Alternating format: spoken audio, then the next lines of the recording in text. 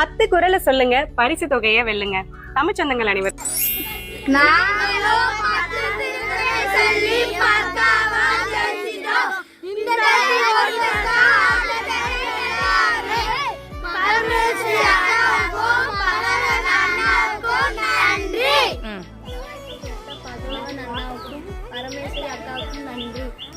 இந்த சமூகத்திற்காக சேவைகள் செய்யறதுல இவங்களும் ஒருத்தவங்க. இவங்க பேரு பகலவன் பரமேஸ்வரி.